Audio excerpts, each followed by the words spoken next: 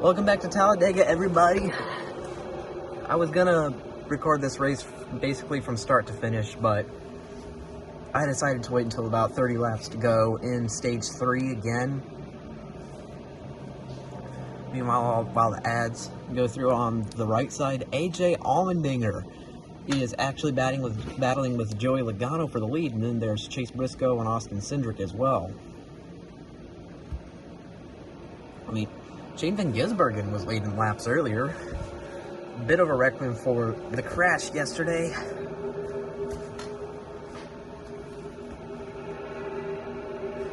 And we're back to full screen. There's Allmendinger with the Ford Charge. That would typically, you would probably expect Ryan Blaney to be where the 14 is right now, but he got collected in a crash at the end of stage 2.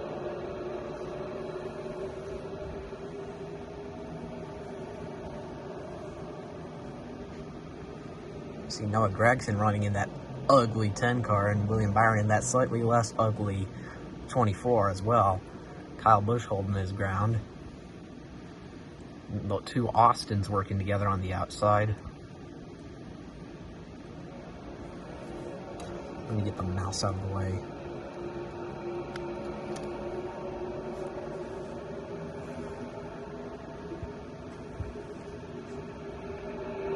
And there's the tandem. What?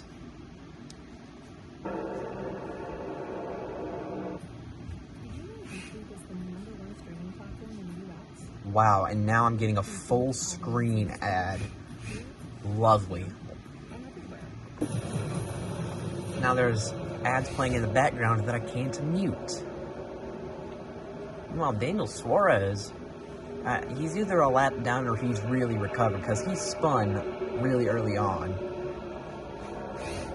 Allmendinger is impressing me right now.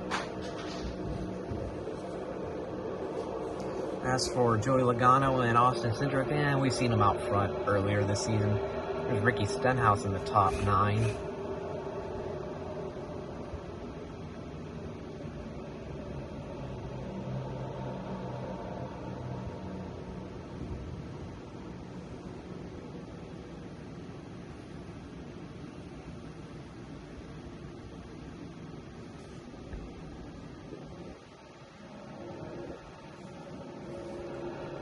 Honestly, the Cup Series has the best racing at the super speedways. It's just, the cars feel like they were built for super speedways.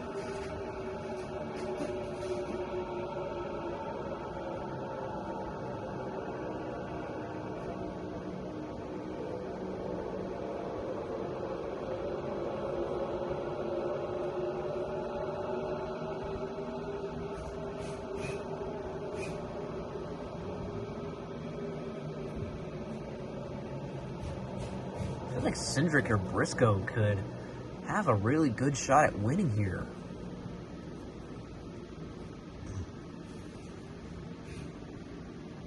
I'm mentioning them specifically because they're in the playoffs. Well, Joey Logano as well. I forgot about him.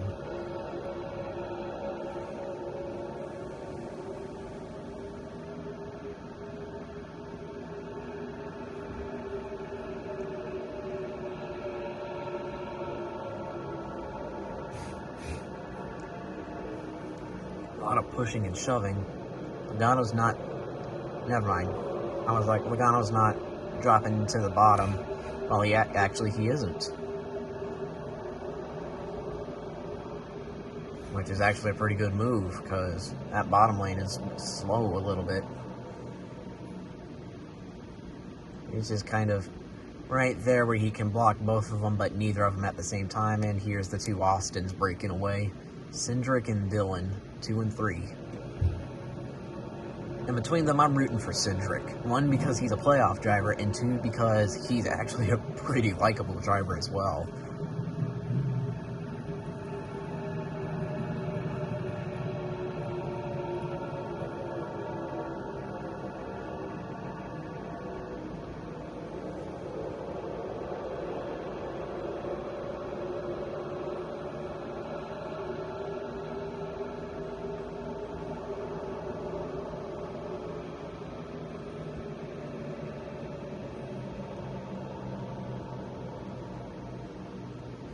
Keselowski Stenhouse actually having a pretty good day for Doherty standards. Honestly, though, that number 13 Strive car just looks amazing. Most of Kaulig Racing's schemes are absolute bangers. Busher to the back of Briscoe. Briscoe to the back of Allmendinger. Bubba to the back of Busher.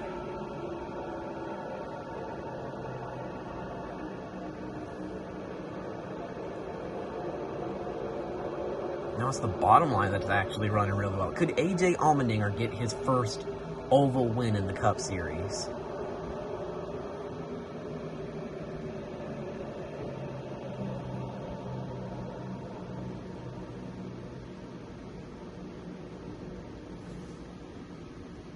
And way more people in the stands than yesterday, but again, the stands are just part of the whole.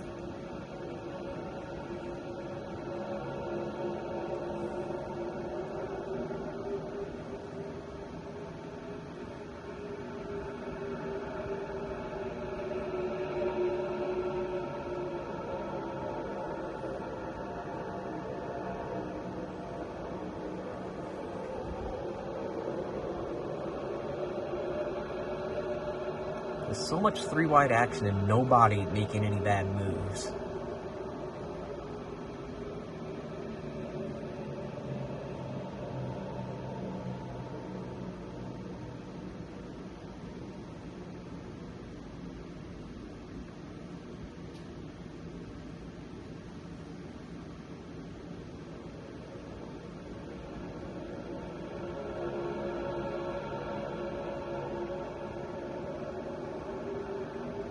All the Doppler effects with all the cars and everything, that's just cool.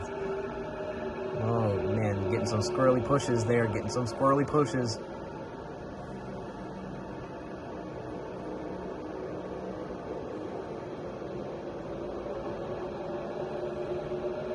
Oh, they're trying to crash. Meanwhile, the Austins fall back. They got Noah and Brad back there that can help them.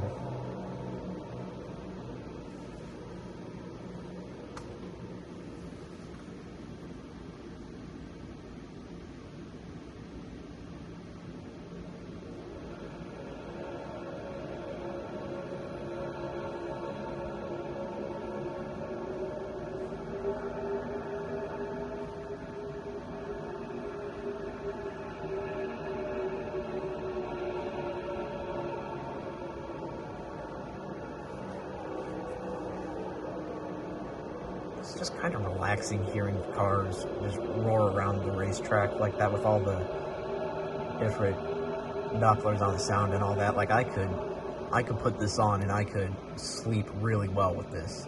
Not to say that this is boring, but it's just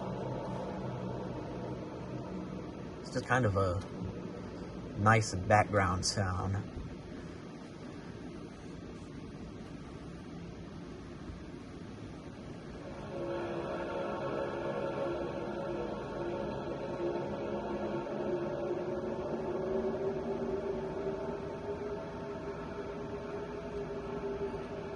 Oh, look at that. Look at the run the Austins are getting. That puts the two out to the lead. Come on, Cindric, drop down in front of Joey. Come on, man. Come on, man. Yes, sir. I got teammate help right there. And there goes Allmendinger down the pit road, or Allmendinger, whatever. That's comes some other guys. I see SVG in there. 62, I don't know who's running that car this week. I think it's Anthony Alfredo. Daniel Hemrick as well. Where's the pack? Oh, it's in turn one. They're in turn one, guys. They're in turn one. Turn two. Turn two. Turn two. There you go. Ugh.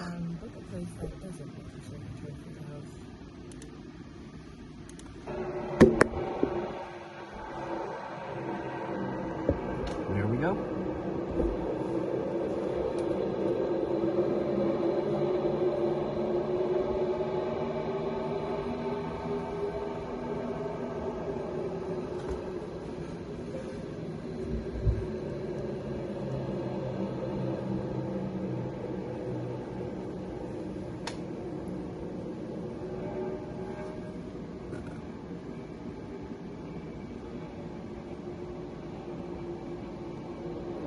honestly, Austin Dillon's having a legitimately good race. I wouldn't be angry if he actually got an upset win here. It would be his first multi-win season, actually. Dillon, with help from Gilliland, drops down in front of Cindric, and now the two Austins work together again. Meanwhile, it's Todd and Ricky. I thought that was Noah, but that's Ricky. Alright, here comes some more cars down the pit road. Oh, Eric Jones coming in hot. That's probably going to be a speeding penalty for the 43, 17, and 23 as well. Busher and Bubba.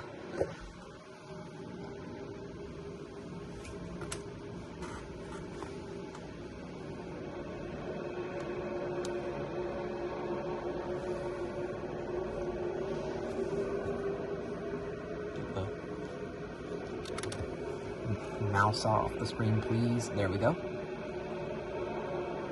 There's Noah and Brad working together up top, as well as Ricky, I mean Ryan Preece back there.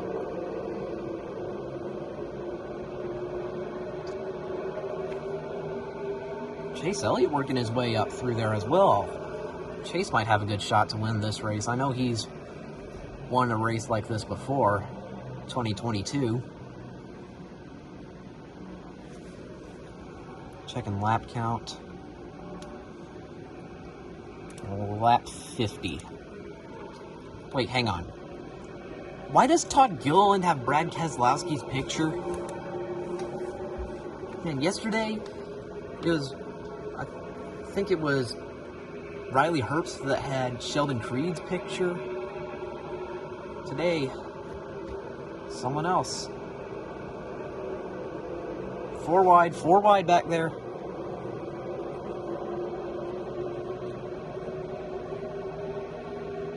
Oh, man, almost some contact there. Here comes another group of cars. Oh, somebody looks like they missed the pits. Oh, somebody locked it up. And that's Daniel Suarez.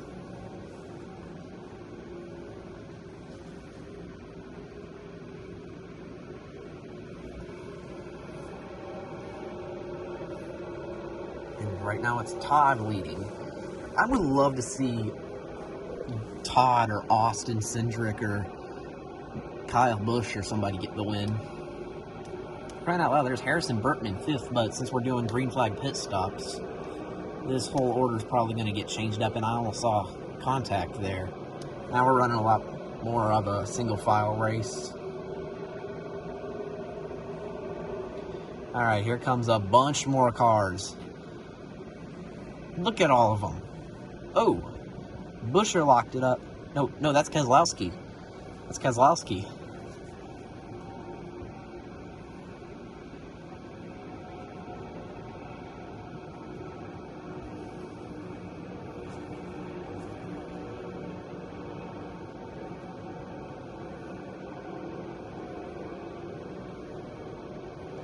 And battle off pit road to Cindric. Look at it. Jeez, man, it's all Fords. Almost all Fords. Just thought I might quote radioactive for a moment there. For those of you who don't know, radioactive is a segment of funny radio chatter from the teams during an event. Let's see, right now it's Stenhouse, Elliott, and Busch that are in the lead. Followed by Byron and looks like Suarez. They're running up on slow traffic. No, that's not Stenhouse. That's Nemechek. That's John Hunter. No, that is Ricky. Man, what I would give for John Hunter Nemechek to have a really good race. So there's John Hunter in the 42. What I would give for him to get the win, just at any race.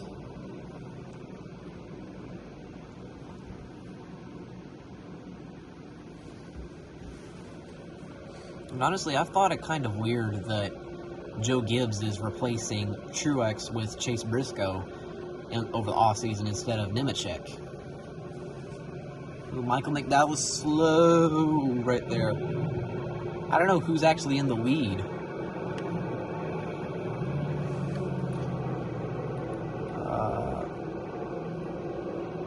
It says Michael McDowell, but that can't be right.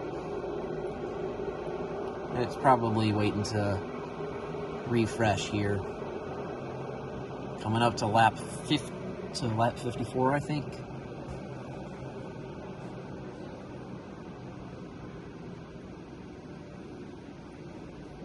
Well, I'm seeing somebody using some brake. McDowell.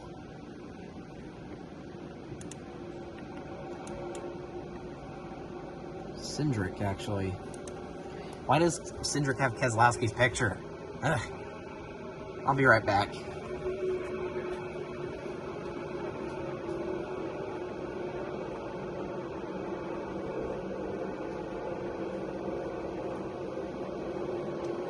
Alright, I'm back. Stupid mouse on screen again. Here comes Yellawood into the pits. So I'm pretty sure it's Cindric out leading. Keselowski, Stenhouse, Elliott, Logano. And Talladega and Daytona truly are the tracks of the underdogs with the next gen. I mean, Daytona has the chaos, but Talladega has just the phenomenal racing. Honestly, I think that's because the Talladega races don't mean quite as much for the championship. Hey, at least it lets us see some really good, clean racing, unlike the Wreckfest the Gen 6 would always have.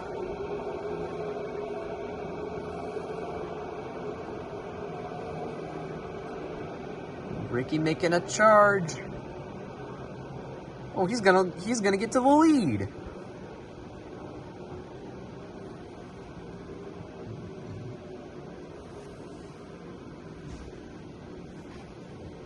I look down and immediately Cindric's back out front.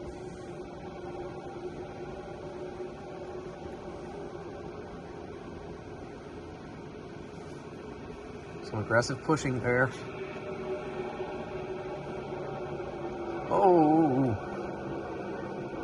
Almost caused a wreck.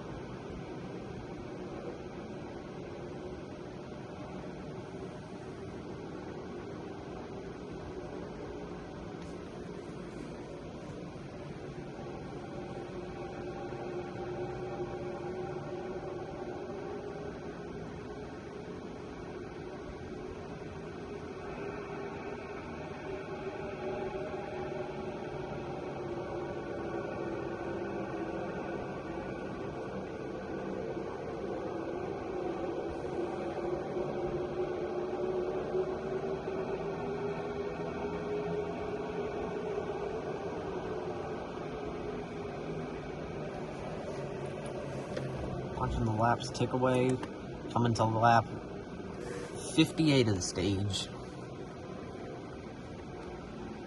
So about 10 laps to go. We've had, like, what, 60 lead changes? That's 61. Make it 62.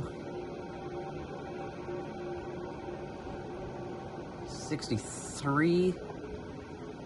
64, 65. Man, they're like just trading lead changes down the back straightaway. Why is it all Brad? Why are all the photos Brad?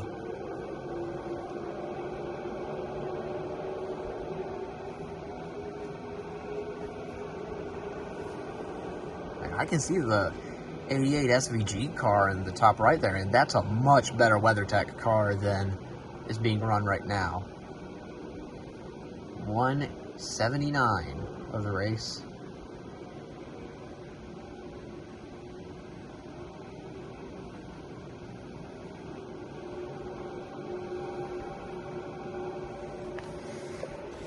Yeah, I'm going to zoom in so that lap count is also shown.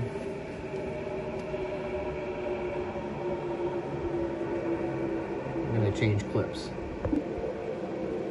Okay. So, are we going to run it green all the way to the end? I think not, but that would be cool.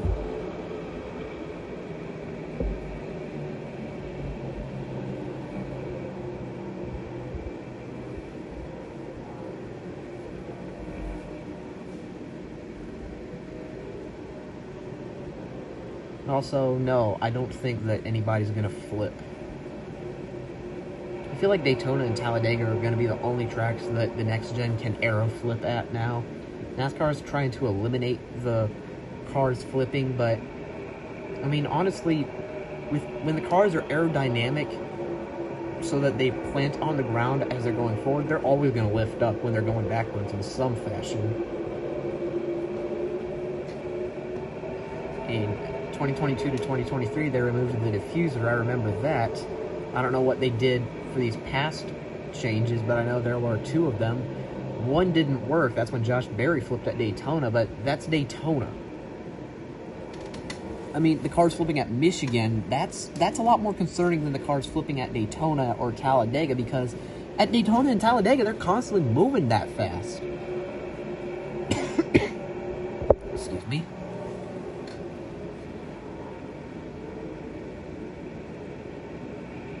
Austin Dillon and Daniel Hemrick mounting the charge on the outside.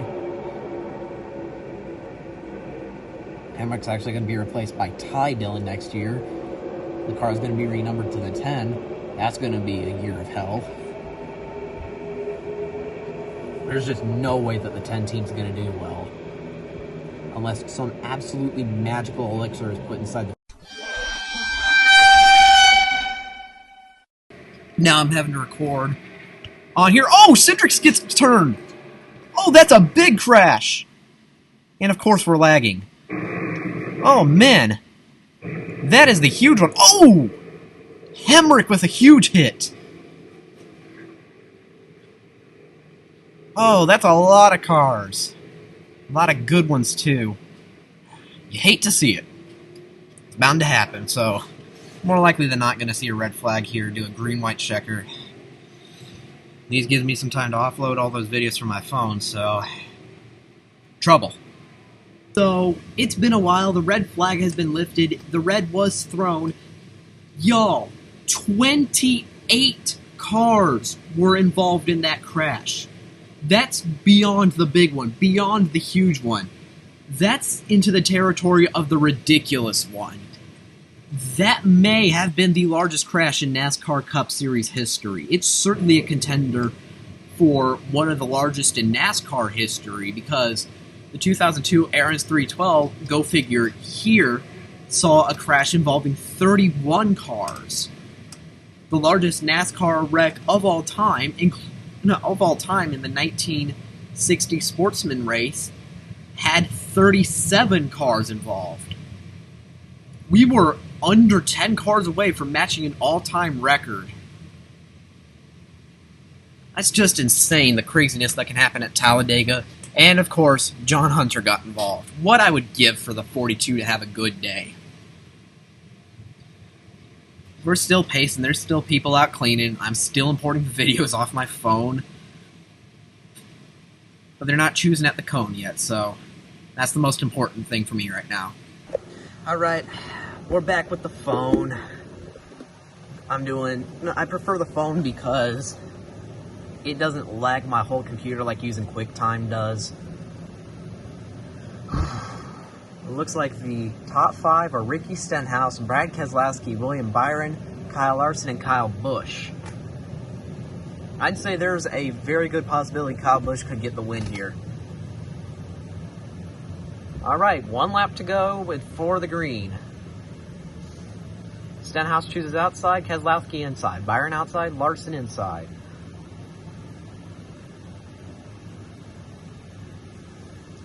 These super speedway races consistently turn into wreck fests. If not by the number of crashes, then the number of cars involved. I mean, seriously, 28 freaking automobiles in that crash. I'm very surprised that nobody flipped in that, considering the multitude of cars. That actually may be the largest crash in NASCAR history that did not see a flip. We could have seen history set right there. Because the 2014 Coke Zero Sugar 400, I know it had the huge one that Kaulig got upside down in.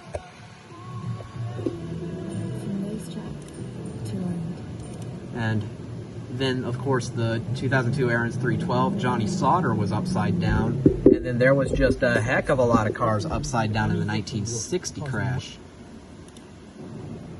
And, of course, the ads causing the whole NASCAR drive thing to go goofy. But this will be a green-white checker. Just like yesterday as well. The big one causes a red flag and a green-white checker finish. Deja vu. Oh my gosh! Injuries can change your life in an instant. In that moment, who can you trust? At Thomas J. Henry, we have hundreds of attorneys ready to... I don't want to hear about Thomas J. Henry. I want to hear about NASCAR. That's what I'm here for. That's what I know y'all are here for, too. So hopefully, like yesterday, we can get this done under green.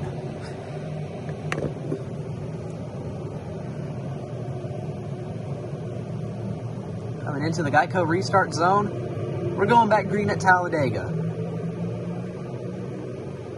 Look at just how many people aren't here anymore.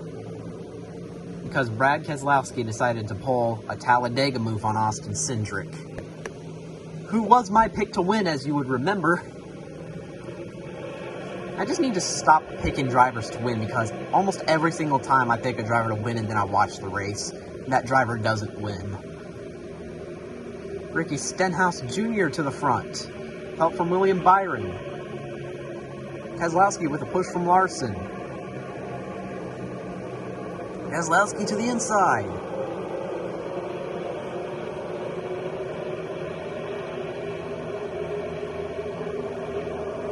Did I just see roof flaps deploy? Shane Van Gisbergen with a monster run up the outside. White flag is out. 1 lap to go at Talladega. Kyle Busch gets knocked up the track by Eric Jones right there. Dadgummit. Well, we know Kyle Busch isn't going to win this race. This is probably his last good opportunity to win a race as well in the 2024 season, so he's out of the picture, literally. It's going to likely be between Keselowski, who almost won here in the spring, and Ricky Stenhouse, who has done jack squat this season. Either that or Kyle Larson will get his 6th win of the year. There's a push. The 24 to the back of the 47. The 5 to the back of the 6. Bumping into one another. Coming through the tri-oval. The winner is going to be... Oh my goodness, I can't even call that from that angle. But I think it's Stenhouse. It might be Keselowski. Barn burner of a finish right there. I've got adrenaline in my veins from that one.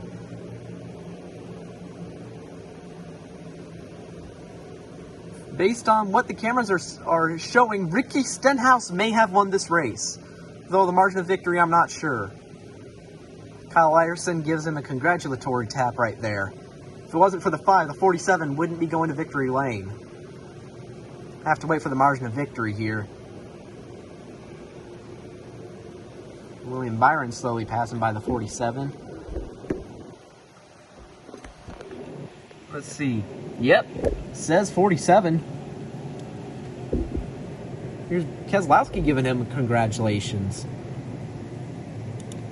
See, now that's good sportsmanship. Congratulating the guy you lost to.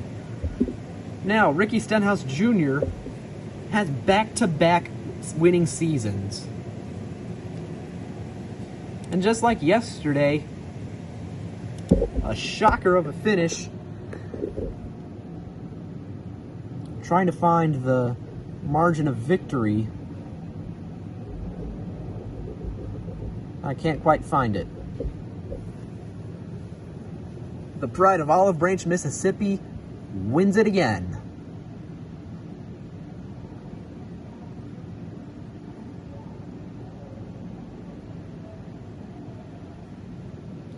All right, so I'm going to look for the margin of victory here, right after Stenhouse completely burns up his engine against the wall.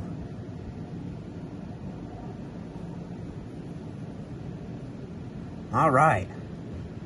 And of course, there's the cameraman and the interviewer.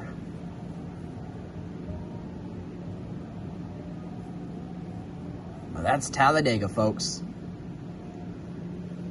Jr. is celebrating with the crowd. Brad second, William Byron third, Kyle Larson fourth, and Eric Jones. The end of this race comes into. Okay, what is going on? The fifth spot in there, just at the last.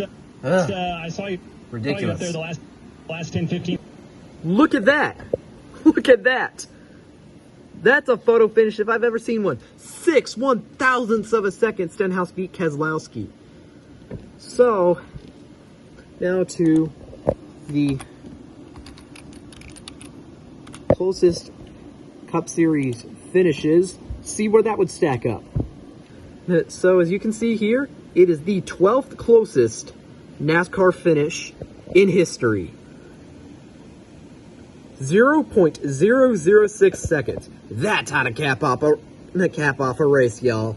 And not only that, that is now the 4th photo finish we've seen in 2024. As you can see, the Atlanta winter races up there, as well as the spring Kansas race, which were won by Daniel Suarez and Kyle Larson, respectively. But now, it's Ricky Stenhouse joining in. Thank y'all for watching, and I'll see you guys next time.